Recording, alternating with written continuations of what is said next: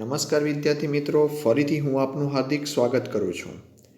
મિત્રો, આજે આપણે chapter number 3 DC machine and transformer એનું આપણે જોઈ રહ્યા છીએ. અને અત્યાર સુધી 2 ચેપ્ટર્સ આપણા પૂરા થયા છે. તેમાંનું બહુ જ અગત્યનું ડીસી જનરેટર ચેપ્ટર આપણે પૂરું કર્યું છે. મિત્રો, હવે છે ડીસી મોટર. ડીસી મોટર જે છે મિત્રો, એની અંદર એના ટાઈપ્સ હોય કે એનું વર્કિંગ હોય એ આપણા ડીસી જનરેટરના સમકક્ષ જ છે બધું. કે જેવી રીતે આપણે જનરેટર્સમાં જોયું છે તેમજ મોટરમાં આપણને જોવા મળશે.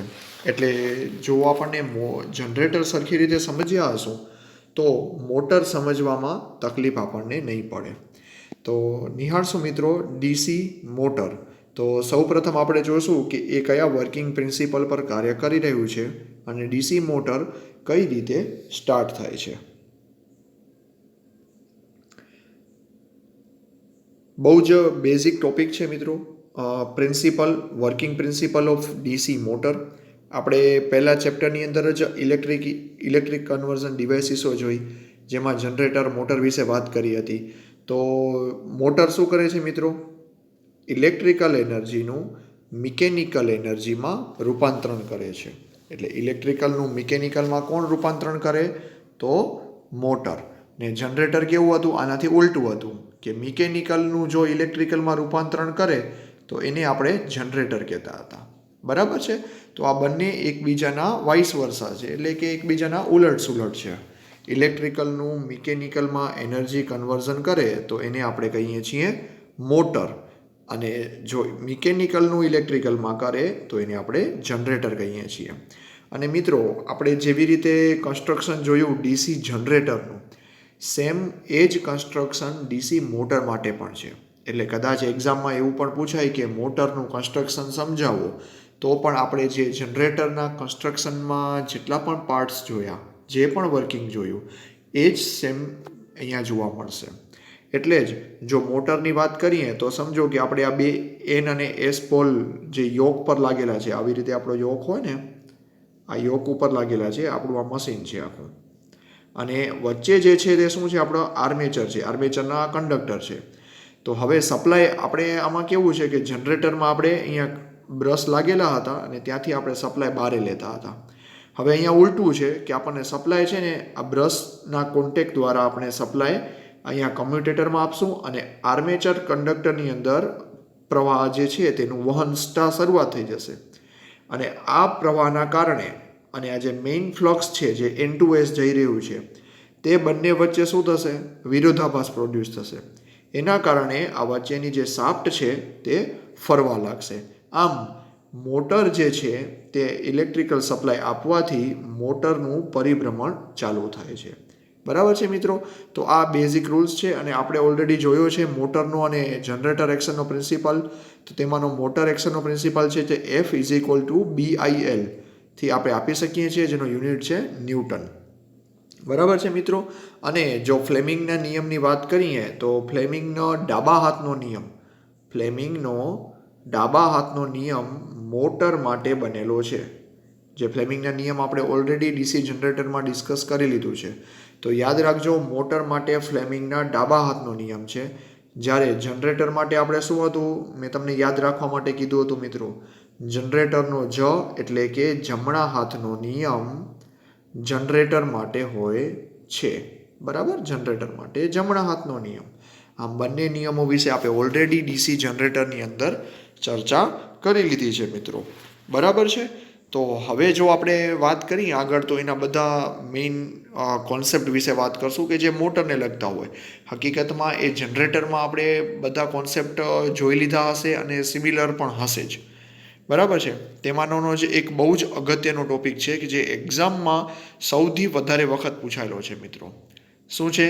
Back EMF. બરાબર મિત્રો? Back EMF. તો બેક EMF જે શબ્દનો ઉપયોગ આપણે કરીએ છીએ, બેક એટલે કે પાછું ફરવું. તો જ્યારે મિત્રો મોટરની અંદર આર્મેચરમાં આપણે સપ્લાય આપીએ છીએ, મેં તમને જે આગળના પોઈન્ટમાં વાત કરી એવી રીતે, આ આર્મેચરમાં આપણે જ્યારે સપ્લાય આપીએ છીએ ત્યારે શું થાય છે કે આ આર્મેચર જે છે ને તે ફરવા માંડે છે. બરાબર છે? હવે જ્યારે આ આર્મેચર ફરે છે ત્યારે ત્યાં વાહકો જે લાગેલા છે આર્મેચરના, એ વાહકો ફિલ્ડને કાપે છે. આ જે વાહક છે ને, ધારો કે આ જે આપણું વાઇન્ડિંગ છે, એ વાઇન્ડિંગ શું કરે છે, અહીંયા જે મેઇન ફિલ્ડ છે જે N2S જાય છે તે ફિલ્ડને શું કરે છે, કાપે છે. તમે જુઓ છો તો આ બે એકબીજામાં અહીંયા કટ થાય છે, અહીંયા કટ થાય છે. તો આમ આ કટ થાય છે ત્યારે ત્યાં શું થાય છે, જનરેટર એક્શનના લીધે ત્યાં EMF, આ જનરેટર એક્શન કહેવાય મિત્રો, ધ્યાન રાખજો. આ જે છે તે શું છે, જનરેટર એક્શનના લીધે ત્યાં શું થાય છે, EMF પ્રોડ્યુસ થાય છે. બરાબર, ત્યાં EMF પ્રોડ્યુસ થાય છે. અને હવે આ જે EMF છે ને મિત્રો, EMF કયું છે, આની અંદર પ્રોડ્યુસ થાય છે એની વાત થાય છે. બરાબર, જનરેટર. કારણ કે શું થાય કે તમને ખબર છે કે કોઈ ચુંબકીય ક્ષેત્રમાં જો વાહક તારનું ગૂંચળું મૂકવામાં આવે તો વાહક તારની અંદર શું થાય છે, EMF ઉત્પન્ન થાય છે. આપણે ફેરાડેનો નિયમ છે, ખ્યાલ હોય તો. હવે આ શું થાય છે, અહીંયા EMF પેદા થશે ને, હવે આ EMFની દિશા કેવી છે, ફ્લેમિંગના જમણા હાથના નિયમ પ્રમાણે. કારણ કે જનરેટર માટે કયો નિયમ હતો, ફ્લેમિંગનો જમણા હાથનો નિયમ. તો ફ્લેમિંગના જમણા હાથના નિયમની જો આપણે વાત કરીએ તો આ નિયમ પ્રમાણે જે વોલ્ટેજ આપણે આપીએ છીએ, જે વોલ્ટેજ આપણે આર્મેચરને આપ્યા છે અહીંયાથી, એ વોલ્ટેજની વિરુદ્ધ દિશામાં હશે. તમે આકૃતિમાં જોઈ શકો છો તેવી રીતે કે જે વોલ્ટેજ આપીએ છીએ તે અને સામેથી જે ફિલ્ડ આવે છે તે. તો આમ આ જે ફિલ્ડ આવે છે તે જમણા હાથના નિયમ પ્રમાણે છે ને આ EMF જે છે તે આપણે સપ્લાય આપ્યો છે તે. તો આ બંને એકબીજાને કેવું છે, સામસામા આવી ગયા છે. તમે જોઈ શકો છો આકૃતિમાં. બરાબર છે. આમ આકૃતિમાં આપણે જોઈએ તેવી રીતે આર્મેચરમાંથી જે પ્રવાહ જાય છે તે આર્મેચરનો પ્રવાહ કેવો છે, ABCD. બરાબર છે, જે આકૃતિમાં તમે જોઈ શકો છો તેવી રીતે A થી B, C અને D. આમ આ દિશામાં આપણે પ્રવાહ પસાર થતો દેખાય છે.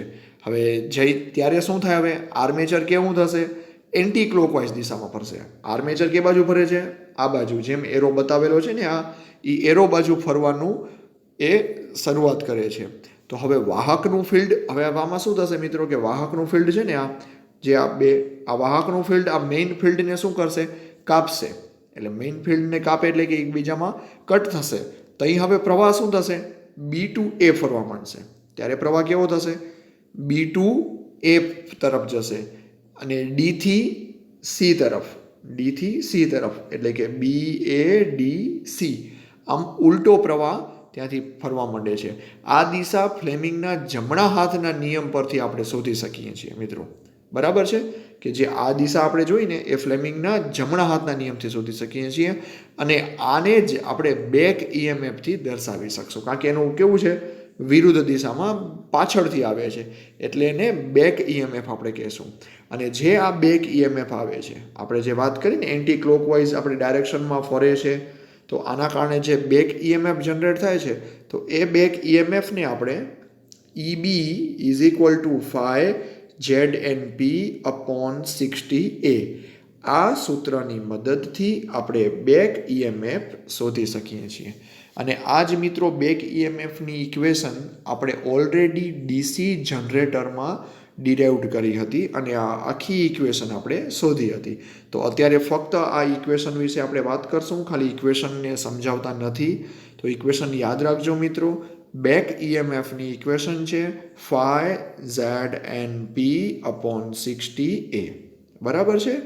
હવે આ ઇક્વેશન પરથી આપણે એવું કહી શકીએ મિત્રો, આ ઇક્વેશન પરથી આપણે શું કહી શકશું કે બેક EMF EB છે તે ફ્લક્સ phi અને n એના ડાયરેક્ટલી પ્રપોર્શનલ ટુ છે. કારણ કે બાકીનું જે મિત્રો છે ને, ધારો કે Z છે જે કોન્સ્ટન્ટ હશે, પછી P છે તે પણ કોન્સ્ટન્ટ હશે, અને A છે એ નંબર ઓફ પેરેલલ પાથ છે, અને 60 છે. આ ચારે ચાર વસ્તુ કેવી છે મિત્રો, કોન્સ્ટન્ટ છે. કોન્સ્ટન્ટનો મિત્રો મતલબ ખબર ને કે અચળ રહેશે. કે જ્યારે મશીન વધારે વેગે ફરે કે ઓછી વેગે ફરે, કે સપ્લાય વધુ આપીએ કે ઓછો આપીએ, તેનાથી આ ચાર વસ્તુમાં કોઈ પણ પ્રકારનો ફરક પડતો નથી. કારણ કે Z છે એ શું છે, number of conductors, P number of pole, એ પેરેલલ પાથની સંખ્યા અને 60. આનામાં કાંઈ પણ જાતનો ચેન્જીસ થશે નહીં, કારણ કે આ ફિઝિકલ પ્રોપર્ટી છે. બરાબર છે. એટલે હવે મિત્રો આ ચારને જો આપણે કાઢી દઈએ તો બાકી શું રહે છે, અહીંયા બાકી રહે છે ફક્ત ફાઈ અને એન. તો ફાઈ અને એનને જો આપણે બેક ઈએમએફ સાથે સરખાવીએ તો બેક ઈએમએફ ડાયરેક્ટલી પ્રોપોર્શનાલિટી કોની સાથે આવશે? ફાઈ ઝેડ એન સાથે. તો back EMF is directly proportional to phi Z N મિત્રો. બરાબર છે. તો આમ આપણે બેક ઈએમએફને સમજી શકીએ છીએ મિત્રો. પછી એક નાનકડો ટોપિક સાથે લઈ લઈએ, ડીસી મોટરના પ્રકારો. તો મિત્રો જેમ આપણે ડીસી જનરેટર જોયું તેવી જ રીતે ડીસી મોટરના પણ એ જ પ્રકારો છે.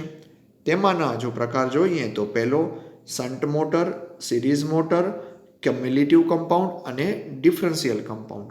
એટલે જો બેઝિક વાત કરીએ તો શન્ટ, સિરીઝ અને કમ્પાઉન્ડ આમ 3 પ્રકારની ડીસી મોટરો હોય છે. જેમાં ડીસી કમ્પાઉન્ડ મોટરમાં ક્યુમ્યુલેટિવ અને ડિફરન્શિયલ એમ આમ સબ ટાઈપના પણ 2 પ્રકાર છે. જ્યાં આપણે જનરેટરમાં જોયું હતું લોંગ શન્ટ અને શોર્ટ શન્ટ, એ પણ આ કમ્પાઉન્ડની અંદર આપણને જોવા મળશે, લોંગ શન્ટ કમ્પાઉન્ડ અને શોર્ટ શન્ટ કમ્પાઉન્ડ. તો આમ ડીસી મોટરના મુખ્યત્વે 3 પ્રકારો પડશે. બરાબર છે. તો એનામાં આપણે કોઈ પણ પ્રકારનો ચેન્જીસ કર્યો નથી મિત્રો. અને જો મોટરની વાત કરીએ તો જેવી રીતે આપણે જનરેટરમાં ઇક્વેશન શોધી હતી ને, એવી રીતે મોટરની પણ ઇક્વેશન બની શકશે. જે ઇક્વેશન શન્ટ, સિરીઝ અને કમ્પાઉન્ડ આમ બધા એની અંદર અલગ અલગ જોવા મળશે. તમે આકૃતિમાં જોઈ શકો છો તેવી રીતે આપણે આકૃતિ તો સેમ જ છે કે જે આપણે અહીંયા આર્મેચરની વાત કરી હતી. આ 2 બાજુ બ્રશ લાગેલા છે, આ આપણું શન્ટ ફિલ્ડ છે. બરાબર છે. હવે ફરક શું છે કે જનરેટરમાં આપણને સપ્લાય બારે નીકળતો હતો, જ્યારે હવે શું આવશે, આપણે સપ્લાય જે છે તે અંદરની બાજુ આપણે આપવાનો છે. એટલે અહીંયા પોઝિટિવ અને નેગેટિવ આપણે શું કરીએ છીએ, ડીસી સપ્લાય આપણે વી વોલ્ટેજ આપણા આર્મેચરને આપશું. તો આર્મેચરને આ વોલ્ટેજ આપણે અહીંયા આપીએ તો બ્રશ દ્વારા શું થશે, આર્મેચર કંડક્ટરમાં પ્રવાહનું વહન થશે. હવે આ જે આર્મેચર કંડક્ટરમાં પ્રવાહનું વહન થાય છે તેને આપણે IA કહેશું. જે કરંટ આપણે સપ્લાય આપીએ છીએ તે આપણો લોડ કરંટ છે, અને જે આપણે શન્ટ ફિલ્ડ પાસે જશે તે આપણો ISH છે. એટલે મિત્રો જેવી રીતે જનરેટરમાં શન્ટ ફિલ્ડ કરંટ હંમેશા અંદર જતો હતો, એવી રીતે મોટરમાં પણ શન્ટ ફિલ્ડ કરંટ હંમેશા શન્ટ ફિલ્ડ વાઇન્ડિંગની અંદર જ જતો હશે. તો આ જંક્શન પોઈન્ટ ઉપર આપણે કિર્ચોફ્સનો કરંટ લો જો એપ્લાય કરશું તો અંદર આવતો કરંટ એટલે કે IL બરાબર બહાર નીકળતા કરંટ એટલે કે ISH પ્લસ IA બરાબર થાય. એટલે કરંટની જો ઇક્વેશન કિર્ચોફ્સના કરંટ લો પ્રમાણે આપણે જોઈએ તો IL બરાબર ISH પ્લસ IA થાય. કારણ કે આ જંક્શન પોઈન્ટ ઉપર શું થાય છે મિત્રો, આ જંક્શન પોઈન્ટ ઉપર આપણે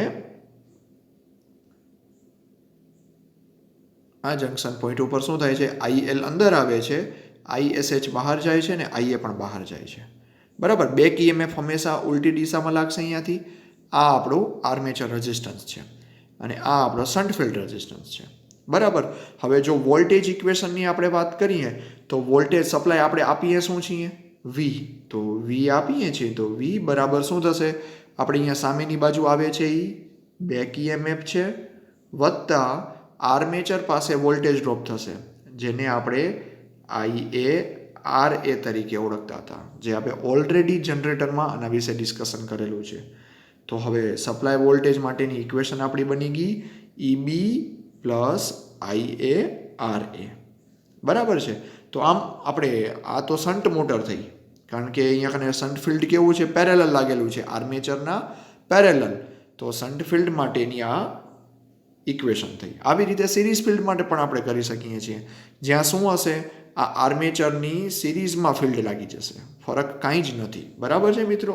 તો આમ મોટરના સૂત્રો અને ઇક્વેશન્સ જે છે તે આપણે મેળવી શકશું.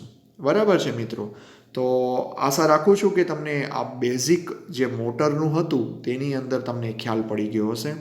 આજના લેક્ચરમાં આપણે ડિસ્કસ કર્યું કે મોટર કઈ રીતે ચાલુ થાય છે, જેનો બેઝિક પ્રિન્સિપલ આપણે જોયો, ઇલેક્ટ્રિકલ એનર્જીનું મિકેનિકલમાં કન્વર્ઝન.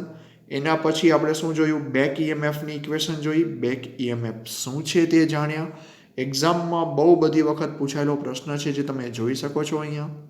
બેક ઈએમએફ પછી આપણે જોયું ડીસી મોટરના પ્રકારો, મુખ્યત્વે શન્ટ સિરીઝ અને કમ્પાઉન્ડ, અને કમ્પાઉન્ડમાં ક્યુમ્યુલેટિવ અને ડિફરન્શિયલ બે કમ્પાઉન્ડ. સાથે આપણે શું કર્યું, મોટરની ઇક્વેશન જોઈ કે મોટરમાં ઇક્વેશન કઈ રીતે આપણે લખી શકશું, જ્યાં આપણે શન્ટ મોટરનું એક એક્ઝામ્પલ લીધું હતું. આના પછીના લેક્ચર્સની અંદર આપણે ટોર્ક ઇક્વેશન વિશે ચર્ચા કરીશું, જે બહુ જ અને અત્યંત એટલે કે એક્ઝામમાં સમજી લો કે 5 એક્ઝામમાંથી 3 થી 4 એક્ઝામમાં પૂછાયેલો પ્રશ્ન હોય તેવો પ્રશ્ન છે ટોર્ક ઇક્વેશન, જે આપણે આના પછીના લેક્ચરમાં જોઈશું મિત્રો. ધન્યવાદ.